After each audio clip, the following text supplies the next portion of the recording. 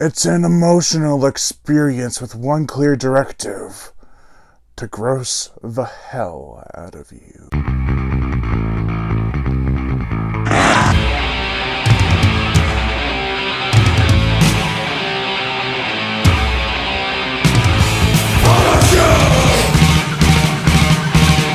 Cannibal. Holocaust. Are we the true savages? That would have been a much more fitting description and send-off line to this movie, rather than, I wonder who the real cannibals are, because I guess that sounds better, but it doesn't really fit the context of the story. Also, this review is in memory of Robert Kerman, who passed away on December 28th, 2018. Rest in peace, man. The plot. So, a team of 4 documentary enthusiasts, or documentarians, whatever you want to call them, enter the Green Inferno, which is a jungle filled with savages, or primitive man. A savage land, if you will. And, they end up all getting killed. That's not a spoiler, because the rest of the movie focuses on Robert Kerman's character as he tracks down the footage, then brings it back to the States, and they watch it. And they're gonna premiere it on TV. Yeah, okay. That's not getting past any station. Because what they see is shocking. So yeah, like I described, this might not be what you expect in terms of execution. This isn't a story about following 4 characters into the jungle. It's the story of the rescue team trying to go in and find them, only to discover they're already too late. And this was what's left. So, this is basically, well, it is the first found footage movie ever. It's not full found footage, but there are other found footage movies that use this technique too, such as Rec 3. Which I recently reviewed. And, yeah, it's part found footage, part live action. Or real time. The characters are, I mean, Robert Kerman's a good guy, but, everyone else is disgusting, pretty much. Everyone from the 4 people going into the jungle to film the documentary, to the people trying to broadcast this, cannibal holocaust, if you will, on TV. They don't see the terror that it could spread, or the horror that it brings to the minds of the people who are... It would have been very controversial had they done it. Speaking of controversy, people who saw this movie thought it was actually a snuff movie, so they brought the director, Ruggiero Deodato, to court to testify, to see if he had actually killed his actors and actresses. He didn't. He had them go into hiding. And when they came out, and said that they were still alive while charges were dropped, this remains on the video nasty list. Speaking of his actors and actresses, I'm doing great segues here, they're despicable. In the movie, they are despicable people. They go to this tribe, and they kill everyone by burning them in a hut, and then just fucking on the ashes. It's messed up. It really is. And the savages did nothing to them to provoke this. So they just came into their tribe and killed everybody. Well, almost everybody.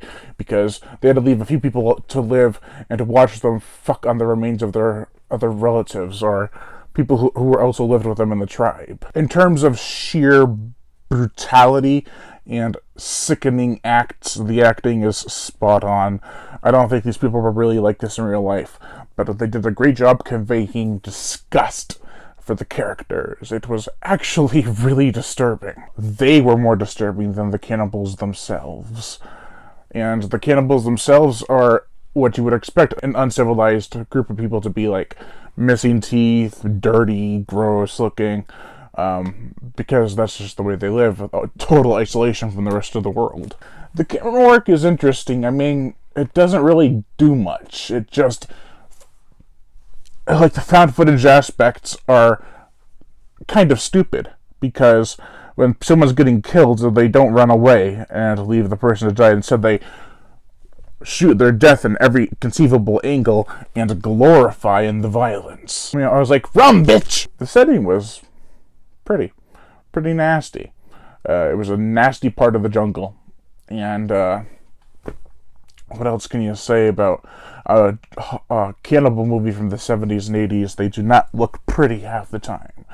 Except for the opening credits and some other shots, the jungle is rather grim, gray, and gross. The ending, I will not spoil what exactly happens, but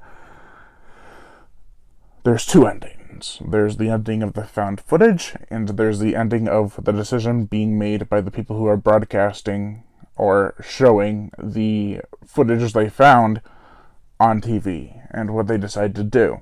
And both are really fucked up because it's like, well, I'll just say that the reactions to the footage are genuine, and even though they make the right choice, they still know that it would sell, because controversy and violence and entertainment sells. Just the kind of world they lived in at the time, and even today. The gore, the effects. I have not seen the animal cruelty version. I was actually going to watch that one with my brother, but I accidentally, I really did, turned on the animal cruelty free version, so I didn't see any of the animal deaths. But I think that would have enhanced the experience tenfold. It would have been it would have been much harder to watch. The gore is mostly in terms of a slasher villain sort of status, like people getting killed by the cannibals. That's mostly near the end. The rest of the movie is brutality against the savages, the cannibals, the natives. They're getting brutalized by other natives or the documentary team. It's not a pleasant place to live. And there are quite a few gross out parts sprinkled throughout that were hard to watch. The effects are damn impressive. You can tell why this film was thought to be a snuff film, because the gritty nature, the sleazy vibes, and the gross out special effects really kind of made you feel like you were watching an actual slaughter of a group of people. It is easy to see why they thought it was real.